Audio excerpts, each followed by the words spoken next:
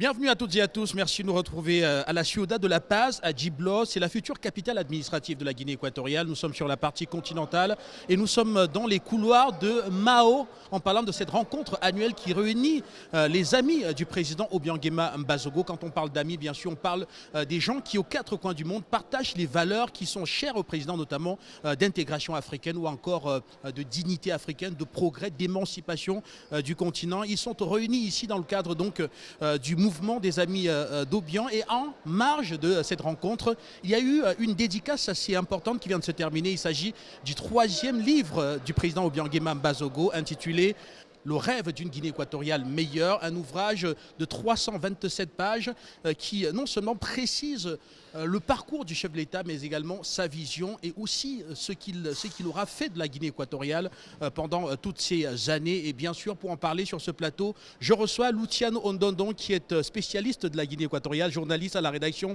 d'Afrique Média. Merci à vous d'être présent. Merci Guy Fondom, merci de m'avoir invité sur ce plateau dans le cadre des activités du 9e forum de Mao. Mao qui signifie le mouvement des amis d'Obiang, qui se célèbre donc bien sûr pendant 2 jours. Alors, tout à l'heure, vous l'avez évoqué, avec la présentation du nouveau livre intitulé Le rêve pour une Guinée meilleure. Donc tout à l'heure, nous allons en développer tout au long bien sûr de cette émission.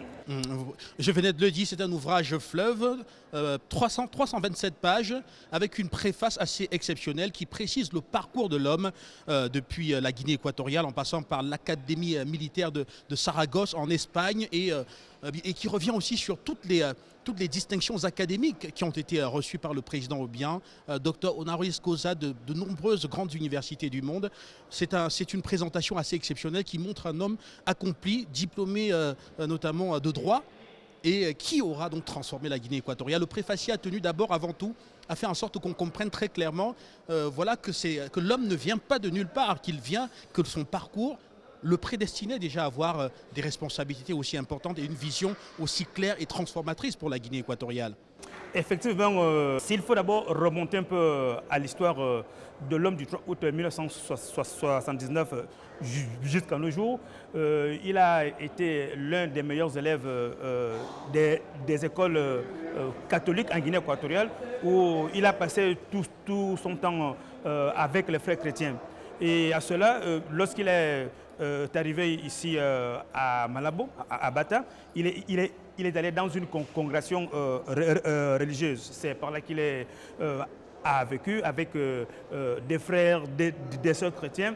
Et lorsqu'il a eu son baccalauréat, donc vers les années 1960, il est allé directement donc, à Saragossa, dans l'une des plus grandes écoles militaires interarmées, avec au grade de sergent, puisque de son retour, il est rentré au pays avec le grade de sous-lieutenant. Voilà. Donc à cela, il a évolué jusqu'à arriver à un grade de lieutenant-colonel, colonel, et aujourd'hui, il est général. Tout à l'heure, Guy, vous l'avez évoqué, c'est vrai qu'il a eu beaucoup de distinctions. Pourquoi? Parce que c'est quelqu'un qui a pris le pays à zéro. Tout le monde reconnaît un peu les différentes étapes que la Guinée équatoriale a traversées. De 1979 jusqu'en 1986, il a créé le Parti démocratique de Guinée équatoriale. Et lorsqu'il a vu qu'en 1995, il y a eu des petits échecs lors des élections municipales en 1995, d'où le Parti démocratique de Guinée équatoriale n'avait pas eu donc, la mention bien, il était obligé, 10 ans après, de créer le Mao. Donc le Mao est né après, bien sûr, le Parti démocratique de Guinée équatoriale. Et donc, en parlant du parcours académique et aussi des distinctions académiques du président Obiang-Nguema Mbasogo, il faut donc rappeler qu'il est diplômé en droit de l'Université nationale d'enseignement à distance, l'UNED, entre autres, voilà, et qu'il a plusieurs reconnaissances internationales telles que voilà, le doctorat honoris causa de l'Université nationale de Guinée équatoriale. Il est académicien honoraire de l'Académie équato-guinéenne de la langue espagnole, également de l'Université l'université de Yakumbede au Venezuela, de l'université d'État de Saint-Pétersbourg en Russie, de l'université Meta de Colombie, de l'université de commerce du Costa Rica et de l'Institut chilien pour la gouvernance. Voilà, je pourrais en citer toute la journée.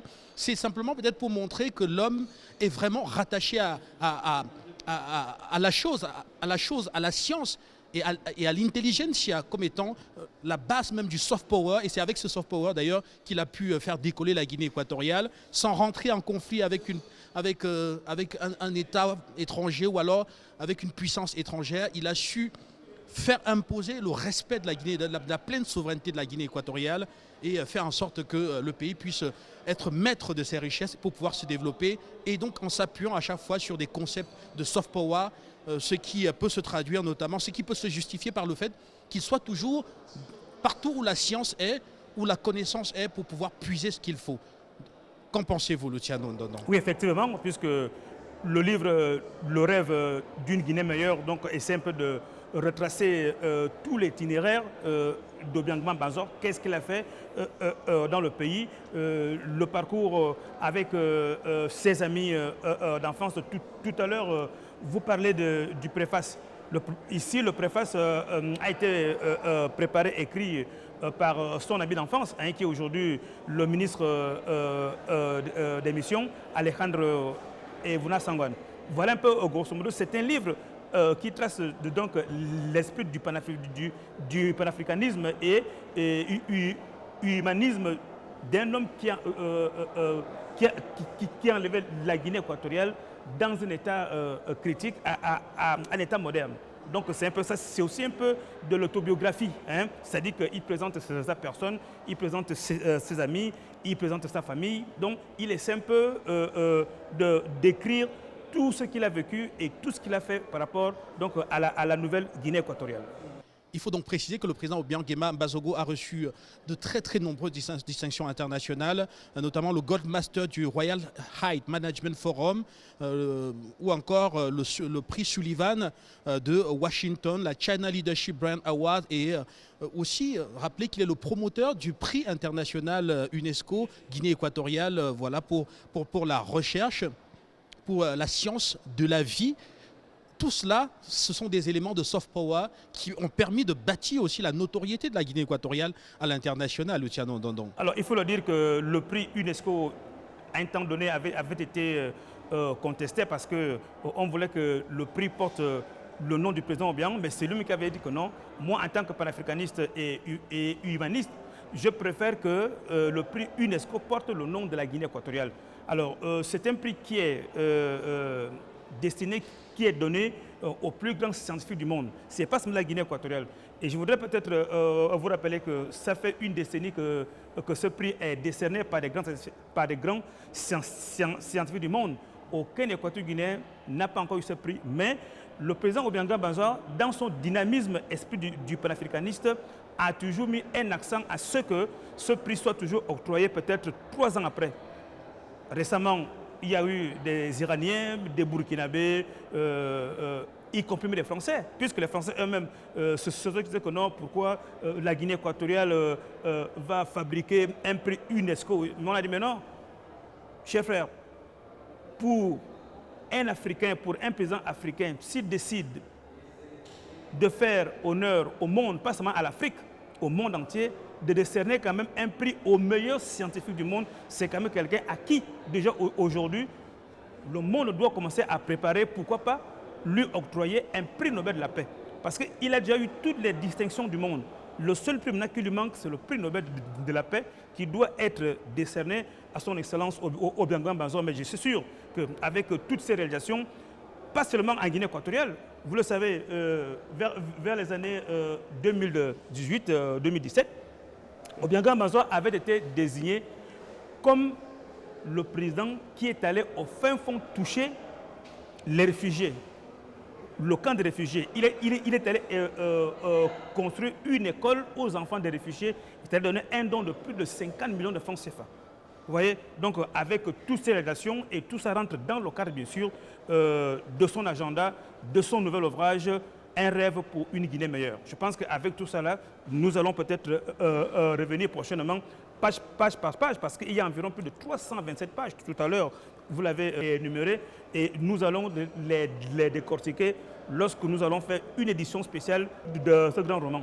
Rappelez, Luciano Ndondon, que le chef de l'État, dans cet ouvrage, a tenu à rendre un hommage, un vibrant hommage à ses parents, son père et sa mère, et aussi à Constancia Mangué-Dobian, son épouse. Mais je voudrais qu'on commence d'abord par son père et sa mère, dont il est fier du fait que ceux-ci lui ont donné la possibilité lui-même de bâtir une famille qui est aujourd'hui très, très, très grande. Vous, ici en Guinée équatoriale, quelle est la perception que vous avez d'une telle déclaration du président? Alors, il faut rappeler que le président Obianga Mbazoua est né le 5 juin 1942 à Mongomo. Et lorsqu'il naît du père Ngamenum, de son père et de sa mère Mbanzoua, le président de la République a été élevé au milieu d'une famille très nombreuse, d'où il a eu environ une sœur déjà aussi qui vient d'être décédée, et de ses 3 frères. Donc il y a 2 frères décédés, il y a un qui reste encore en vue aujourd'hui et qui partage donc les mêmes idées que lui. Le président de la République, lorsqu'il grandit, il évolue exactement dans la même contrée que son épouse, Madame Constance Mangué-Dobian, dont ils partageaient juste un petit mur de village ensemble. L'autre est de Angon et l'autre est de Mongomo.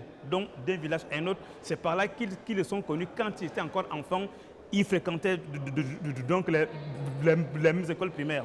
Alors donc, quand ils évoluent ensemble, ils rejoignent alors le camp d'une grande famille, d'une grande ethnie, où on trouvait par exemple celui qui a écrit le préface Alejandro Nasongono avec tous les autres. Voilà comment il a grandi dans cette grande famille aujourd'hui. Et cette famille n'est plus seulement la famille biologique, elle devient maintenant une famille, comment je peux dire, une très grande famille avec d'autres nationalités, avec d'autres personnalités, avec l'association des organismes nationaux et internationaux, avec le corps diplomatique. Voilà comment il crée aujourd'hui que bon, puisque ma famille ne peut plus rester seule, je préfère alors l'agrandir pour avoir une famille élargie. Aujourd'hui, d'où la création de Mao. Mao n'est pas seulement pour la Guinée équatoriale, non, donc ça s'étend même hors de la Guinée équatoriale, le Mali, le Sénégal, donc à travers les 54 pays que regorge le monde. Merci à vous, Luciano. Et rappelez que le président Obiang Bazogo, toujours dans cet ouvrage, a tenu aussi à rendre un vibrant hommage au peuple de la Guinée équatoriale pour la compréhension de la vision et aussi pour sa détermination dans l'accompagnement qu'il a lui accordé pendant toutes ces années. Peuple sans lequel il n'aurait pas pu réaliser cette vision transformatrice de la Guinée équatoriale, aussi de la dignité africaine. On va évoquer cet aspect tout à l'heure. Mais déjà, le peuple équato-guinéen est salué dans cet ouvrage. Et effectivement, puisque lorsque vous parcourez un peu le roman vers la fin, il a pris presque 2 pages pour remercier d'abord le peuple équato-guinéen qui le soutient depuis le 3 août 1979 avec la vision de la construction de la nouvelle Guinée équatoriale. Vous savez que depuis 1996, à la veille donc, de la démocratie, le Parti démocratique de Guinée équatoriale sillonnait seul. Il a dit que non, moi je ne peux pas diriger la Guinée équatoriale tout seul, il faudrait que j'associe mes frères et sœurs à créer des partis politiques. Et ces gens l'ont toujours soutenu jusqu'à être au pouvoir aujourd'hui à plus de 44 ans. Donc c'est pour dire que le président Obiang, c'est une humaniste, c'est un panafricaniste. Si aujourd'hui il est retenu donc au pouvoir, c'est parce que la gérance du pays est très très bonne. Et maintenant, pour sa vision future, dans l'ouvrage, le président arrive à une conclusion tout à fait simple. Le futur, c'est la transformation du modèle économique actuel de la Guinée équatoriale, qui va passer d'une économie extravertie et qui a maîtrisé notamment la production pétrolière pour bâtir une économie de consommation assez importante, à une économie qui va être résiliente avec le développement des secteurs primaires, secondaires et tertiaires qui vont globalement permettre une forte industrialisation du pays, un développement tous azimuts de l'agro-industrie pour permettre au peuple équato-guinéen déjà de s'affranchir de la consommation internationale et aussi d'être capable d'exporter vers d'autres États de la sous-région. Et d'ailleurs, on commence à le voir avec notamment la Banque nationale de Guinée équatoriale qui s'exporte à l'international. On voit Evita, le groupe Evita qui exporte des produits fabriqués en Guinée équatoriale dans les pays de la sous-région. Pour ne citer que ces deux cas-là, et revenir à ce que dit le chef de l'État dans son ouvrage, le futur de la Guinée équatoriale est un futur de la transformation de son modèle économique pour en faire un pays émergent du fait de sa production exportée à l'étranger. Oui, tout à l'heure vous le disiez, c'est que la transformation future, elle est déjà présente, puisque lorsque nous étions la dernière fois à Ebéine, on s'est interrogé que d'ici peu, ils vont construire un port triangulaire, d'où... oui, un port sec, voilà, qui devrait rapprocher le port de Bata des pays comme, enfin, des pays frontaliers de la Guinée équatoriale de ce côté-là, du côté sud, que sont donc le Cameroun et le Gabon. Et donc, un port sec à Ebéine pour prendre les conteneurs à Bata, les amener sur place et permettre aux populations environnantes de pouvoir dédouaner facilement. Et même du Tchad, on se rappelle que la ministre tchadienne des Transports a visité d'ailleurs le lieu de lancement de ce projet de port sec, et le Tchad aussi qui pourrait venir prendre ses conteneurs directement là-bas. Ça montre encore une fois de plus cette vision qui vise à faire de la Guinée équatoriale un pôle d'excellence, non seulement dans la transformation, mais aussi dans la logistique. Mais il faut se rappeler que la République centrafricaine Bangui, c'est par la Guinée équatoriale, c'est par Ebéine, hein, qu'elle se rachète pour venir acheter du combustible, même si les conditions sont un peu difficiles. Mais je pense qu'avec ce port qui sera construit, alors les transactions seront tout à fait équitables et la Guinée équatoriale sera un point d'attraction donc commercial dans le futur. Voilà, et on va terminer par l'intégration africaine. Le président Obiangema Mbasogo qui a d'ailleurs permis une véritable coordination des systèmes de renseignement en Afrique. Rappelez que la Guinée équatoriale est un pays qui fait toujours l'objet de complots des puissances étrangères, et le président Obiang a voulu, pendant qu'il combattait le phénomène dans son pays, doter l'Afrique d'un système de coordination du renseignement qui permette de surveiller les groupes terroristes et des individus malveillants, afin que ceux-ci ne puissent pas aisément passer d'une frontière à une autre et que ceux qui doivent être rapidement appréhendés soient appréhendés. Voilà donc un legs pour la stabilité du continent qui fait la fierté de la Guinée équatoriale et qui nous fait parler justement du président Obiangema Mbasogo. On peut aussi, pendant qu'on parle de l'intégration africaine, on peut parler de la libre circulation en zone CEMAC. Le président Obiang, c'est quand il s'est levé que finalement cette libre circulation est en marche aujourd'hui. On peut citer entre autres voilà, Malabo qui abrite d'ailleurs toutes les institutions, pratiquement la quasi-totalité des institutions communautaires de la CEMAC. Oui. Siège depuis plus de 5 ans à Malabo, compte tenu de l'instabilité qui se déroule du côté de Bangui et dans les régions de la RCA. Tout à fait. Et la CEAC aussi, après la suspension du Gabon, qui désormais siège à Malabo, en Guinée équatoriale. C'est pour montrer qu'au combien le président Obiang a compris que la Guinée équatoriale ne devait jamais être à part, parce que pays pas très grand de par sa superficie, mais qui a le potentiel qu'il faut pour être le plus influent possible, mais dans un ensemble continental fort. Et c'est pour cela qu'on peut effectivement voir que cette intégration africaine aussi, en dehors du panafricanisme, tient à cœur au président Obiang, qui il a d'ailleurs dit lors d'un autre événement il y a quelques jours que la Guinée équatoriale, que quand il avait décidé d'adopter la langue française ou alors de rejoindre le franc CFA, beaucoup dans son propre pays ne comprenaient pas, mais il était question pour lui de faire en sorte que la Guinée équatoriale fasse partie d'un vaste ensemble continental qui lui permet de ne pas souffrir d'un isolement, pays insulaire aussi, il faut le rappeler, et donc d'être capable d'appartenir à une communauté de production et d'esprit qui soit une communauté extrêmement vaste. Et tous les résultats sont là aujourd'hui. La Guinée équatoriale fait partie d'un ensemble sous-régional fort, et d'ailleurs c'est sa première sécurité quand on connaît un peu l'histoire. Vous l'avez déjà tout résumé, Guy Fondop. Ce qui fait la force du président, c'est ce côté du panafricanisme, avec tout ce que vous avez cité, la libre circulation des biens, la plupart des institutions de la CEMAC qui résident donc en Guinée équatoriale, libre circulation des biens et des personnes. En effet, tout passe par lui, donc en effet. Merci beaucoup à vous, à Luciano Ndondon. Rappelez que nous allons rester ici à la Ciudad de la Paz, à Djiblo. Nous sommes déjà pratiquement plongés dans cette 9e édition de Mao en parlant du mouvement des Amis d'Obiang. On va rester ici, on va débattre tout à l'heure certainement encore avec le président pour mieux comprendre ce qui forme cette communauté assez exceptionnelle de ceux qui croient en cette vision du président Obiang Nguema Bazogo et qui l'accompagnent d'ailleurs pour certains au quotidien et certains qui en sont d'ailleurs juste fascinés et qui ont décidé de voyager pour venir ici. On les aura sur ce plateau afin d'échanger avec eux ce qui pour eux rend le président Obiang si particulier et fait en sorte qu'il soit dans cette mouvance qui vise à promouvoir les valeurs qui sont chères au chef de l'État et qui sont des valeurs panafricanistes, transformatrices du continent.